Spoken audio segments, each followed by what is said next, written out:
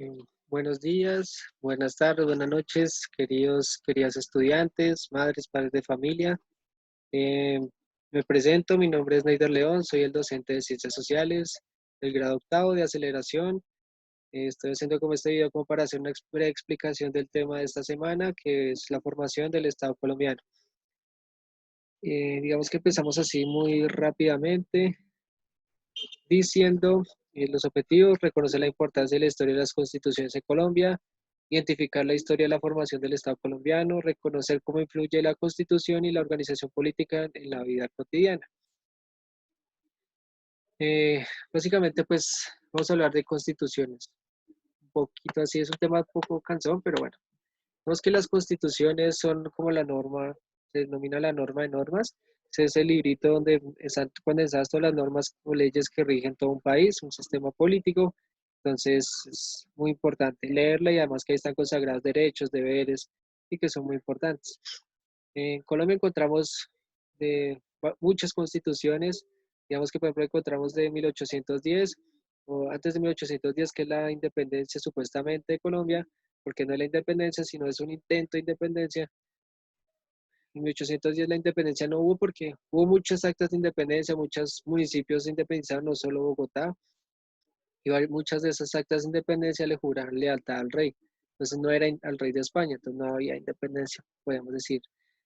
Y entonces digamos que de 1809 a 1830 nueve constituciones hubo. Digamos que, ¿por qué tantas constituciones? Ahí vamos a ver un poquito eso.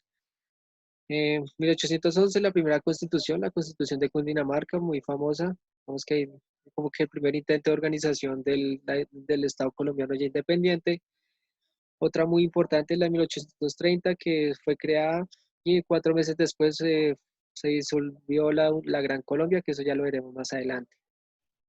Después encontramos de 1830, 1832, 1843, 1853, 1858 y 1863. Fueron varias constituciones que hubo, digamos que ustedes pueden ver que son muy seguidas. Muchas de esas constituciones se dieron en el marco de muchas guerras. Vemos que la historia de las constituciones de Colombia es la historia de la violencia en Colombia también.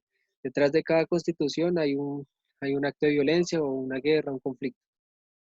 Después la constitución que trató de unir todo este tipo, estas como revueltas y trató de condensar un poco, la 1886, la constitución conservadora que digamos que dio origen a lo que fue la guerra de los 1000 días, es es una constitución que pues también generó muchos más conflictos. Y tuvo que pasar casi 105 años para que existiera otra constitución que fue la de 1991, que es la que nos rige actualmente. Y es una constitución que apenas pues se está consolidando. Y digamos que ya les voy a hablar de poco de los conflictos que hubo en ese entonces.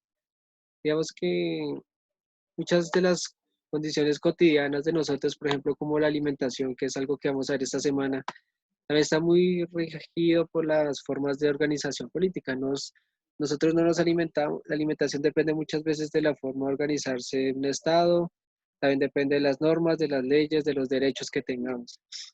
Entonces, digamos que en esta época, pues, digamos que el centralismo, la lucha fue entre centralistas y federalistas. El centralismo básicamente defendía que existiera un centro donde se dictaran todas las normas para todo el resto del país, como sucede hoy en día. En Bogotá, la capital, se toman las leyes que van a regir lo que en Bogotá se hacen las leyes para Cundinamarca, se hacen para Cartagena, para Santa Marta, entonces eso es lo que pensaban en ese entonces y dijeron, vamos a ser centralistas. Pero otros se oponían y dijeron, no, queremos ser federalistas. Y federalistas básicamente es que cada región tuviera su propio gobierno y no dependiera del centro que es Bogotá, sino, por ejemplo, Cartagena tuviera su gobierno autónomo, Santa Marta su gobierno autónomo y así. Vemos que ese modelo es muy estadounidense y el centralista es un modelo muy francés también. Entonces, digamos que en ese entonces estaban tomando modelos de otros lugares del mundo y no se pensaron de cómo analizar el Estado, cómo analizar Colombia. Hagamos un Estado desde Colombia, no mirando el extranjero. Pero bueno. Y ese conflicto se denominó patria boba. Que básicamente, de no decidirse entre centralismo y federalismo, pues básicamente eso se denominó patria boba. Eh, Encontramos otro aspecto de la Gran Colombia, eso también influyó mucho. Vemos que nuestras costumbres, nuestra forma de alimentación depende hoy en día gracias a esta división de la Gran Colombia. La Gran Colombia era la conformación entre Panamá, Venezuela, Ecuador y Colombia. Entonces, digamos que hoy en día podemos ver que Venezuela es aparte, que Ecuador aparte y Panamá aparte, aunque somos hermanos, pero antes lo éramos más, porque estamos unidos, y eso se denominó la Gran Colombia, y se disolvió en 1830.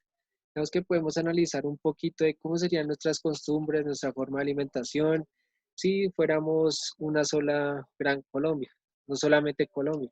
Digamos que eso también influyó mucho en nuestra forma de alimentación y en nuestras costumbres.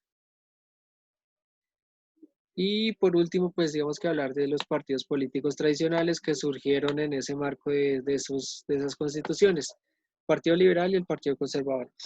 El liberal básicamente lo que decía era una libertad de mercado donde cada persona puede poner sus productos en el mercado y, y el Partido Conservador pues defendía, con su nombre dice conservador, pues defender las costumbres tradicionales, la iglesia, la familia, o sea, que todo sea muy, pues, que no hayan muchos cambios, que los cambios no sean, que no existan cambios, sino todo siga igual.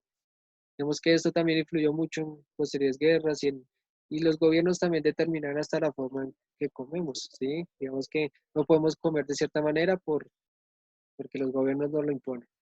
Y también que analicemos que en las constituciones supuestamente está el derecho, que todos somos iguales, que tenemos derecho a la alimentación, pero quiero que miremos si nosotros al momento, por ejemplo, de hacer la receta, podemos tener acceso a los mismos alimentos que las personas que nos gobiernan.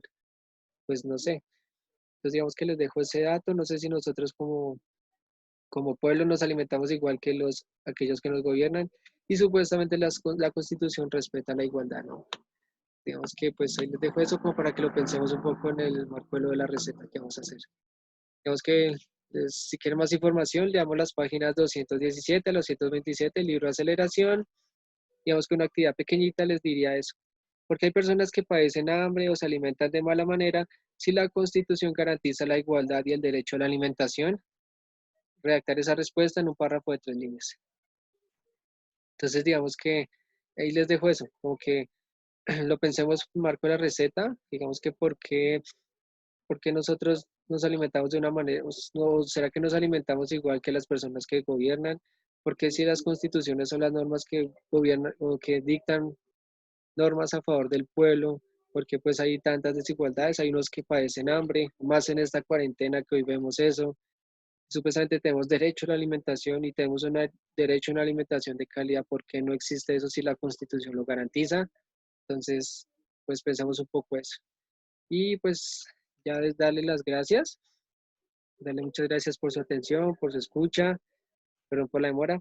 Eh, hashtag ánimo o numeral ánimo, numeral cree en ti misma y en ti mismo.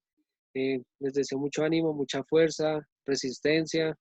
Es una palabra que me gusta mucho, resistencia, resistamos, no nos dejemos vencer, no nos dejemos ganar de esta pandemia, de estas dificultades. Ustedes pueden, ustedes tienen muchísima fuerza, han vivido muchas cosas y han sido valientes y han salido adelante.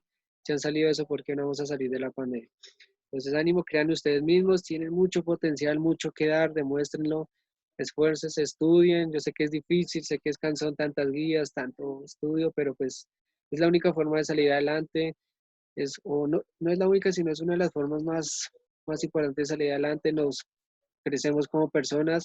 Entonces, ánimo, ustedes pueden y pues les envío un fuerte abrazo y pues que se encuentren muy bien. Cualquier cosa estoy ahí para ustedes y me comentan. Entonces, un abrazo y muchísimas gracias.